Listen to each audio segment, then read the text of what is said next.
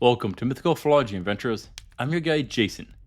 Last time, I looked at some of the worst designed mythical creatures. Horrible examples where people just started slapping two animals together and calling it good. So today, let's look at some mythical creatures which are actually well designed. Ones which could potentially work biologically. And no, I'm not going to do ones which are literally just normal animals, like the Sarast.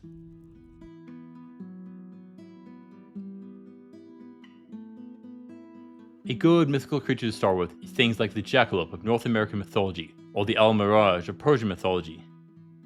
These are a kind of rabbit-like animal, with one little exception, and that is the fact that they have antlers or a horn respectively. Now the antler is a bit more complex, but the horn is very simple. It's simply modified hair that grows into the shape of a horn. It's a very small change, though arguing why it would grow a horn is potentially a topic. Evolution does not do things for no reason. It will need a benefit. For most animals with horns, it serves two purposes: defense when dealing with predators, and mating competitions. Thanks to one of my co-workers who does rabbit rehab and care, I learned about how territorial they can be. She had to divide her house into several sections due to their interactions. So it will likely be the same for the mythical rabbits. This means that the jackalope could use their horns and antlers in mating in territorial disputes. Yet, that would only work for the males. Yet I have an idea for the females. In addition, these would likely be used to fight off predators. Many kinds of birds and small predators prey on rabbits, and would likely target the jackalopes. The addition of the horn would provide a potentially strong threat it could use to scare off predators. Yeah, this does make a lot of sense. It would provide a defense which a small animal could deploy. Of course, a logical explanation is a disease which causes tumors to appear on rabbits, which does exist, and would explain why similar horned rabbits are found worldwide.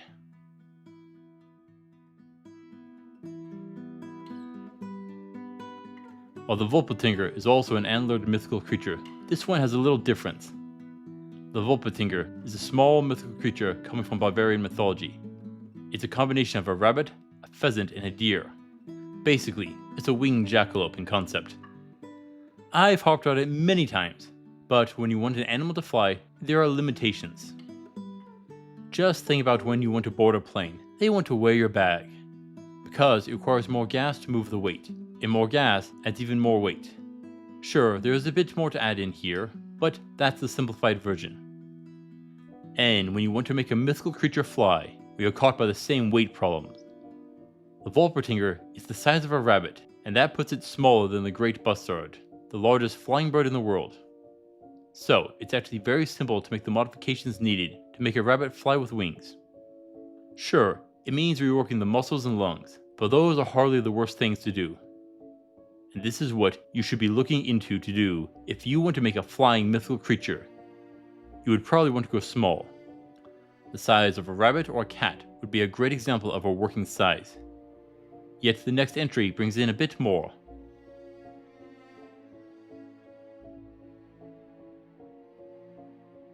And that is the Harpies, the famed winged women monsters of Greek mythology.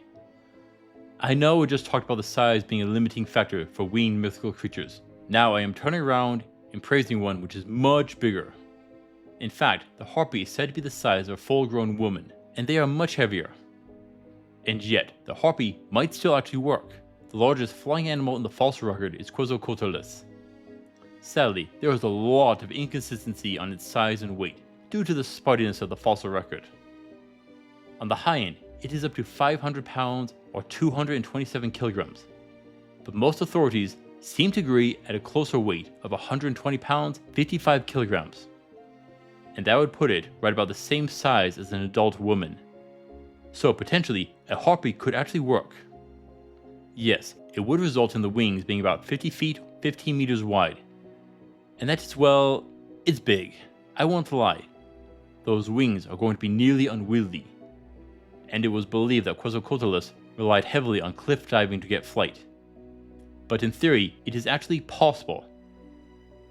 And the Harpy has one better facet. Unlike the Volpatinger, which has 4 limbs and the 2 wings, so a total of 6 limbs, and those mean additional weight. Yet the Harpy doesn't. she has just 2 legs and the 2 wing-arm combos. This will cut down the weight and allows for better muscle connections and strength. Thus, the harpy would have to be a better choice in body design than others like the Volpatinger. Potentially, we could predict that it is possible to get large flying mythical creatures. Most are going to be small. Rabbits, or maybe the size of a large dog. In concept, this is the same as in our world. We have big animals like elephants, but still, most are not that big. We still have cats and mice, and they outnumber elephants by a large margin. Why? Well, it's energetically expensive to maintain such a large size, and that is likely what we might see.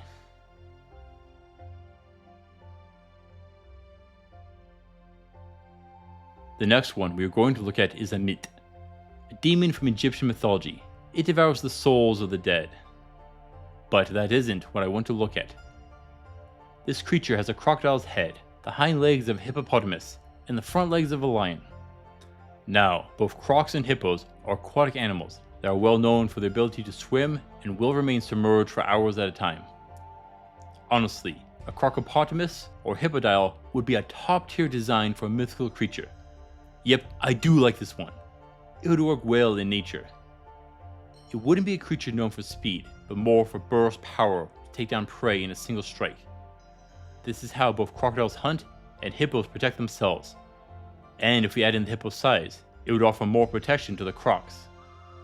Yes, overall, this is a really solid mythical creature. Except, they just had to add in the lion legs, and this I do hate. Lions have longer legs and are sprinters, they have speed. But the other 2 parts of a myth are ambush animals. Sadly, this part doesn't work well. Even in ancient Egyptian artwork, it is shown with longer front legs. A much better setup would be to shorten the front legs to match the shorter hind legs.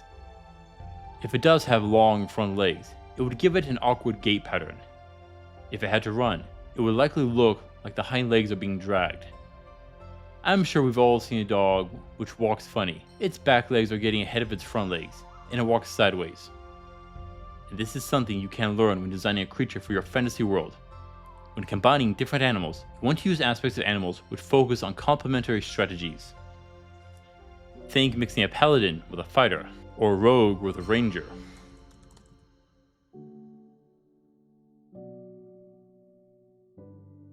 From Inuit mythology, we have Oglut. This is a monster which is a mixture of a killer whale and a wolf.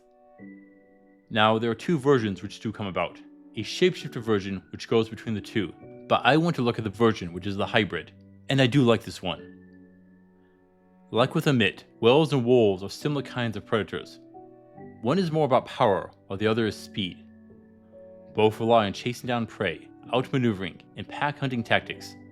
Now, whales and wolves are both mammals, and this means that they have the same number of bones and the muscles are the same. The only difference is a whale's fin and a wolf's paw is the bones being reshaped. So, to make this monster work, we would need to figure out a foot form which would serve as both. And there are plenty of examples which do. Otters are a great example of this. Potentially, we would need something like this to use for the Oglut.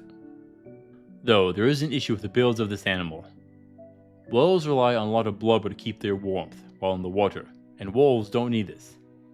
Yet, it's not impossible to find a middle ground, or using fur and oils to trap heat. And there are several animals which pull this off, like the otters which I just mentioned. And more importantly, we have polar bears, which live in the same area and relies on a mixture of fat reserves and insulation using hair. Yep, we can use the exact same method. So far, it's pretty straightforward and simple. And we have another thing, and that is its nose location. If it's going to breathe effectively, we need to raise the nose up a bit, and there's 2 options. Top of the head like a whale, or tilting the snout, similar to how crocodiles are designed. Again, this is a pretty simple design.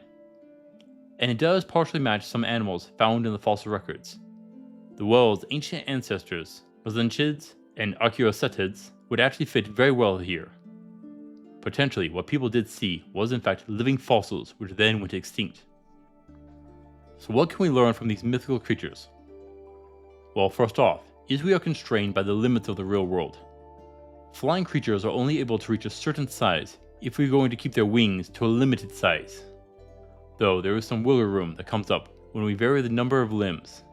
But above all else, when you combine two animals, don't just mash two animals together and call it a day. No, you need to look at what role you're wanting your creature to do. You'll want to select animals which are complementary strategies and body types. Things like wing shape and leg length exist for a reason. And you'll want to get ones that match and support your strategy. While many mythical creatures are stupidly designed, there are actually a few which could be feasible in our world. Yeah, some are still pushing it, but could happen. Though the best are those which are designed with understanding of how biology and evolution works together. Thank you for watching, adventurers. Please return next time. Until then, I'll see you on the roads.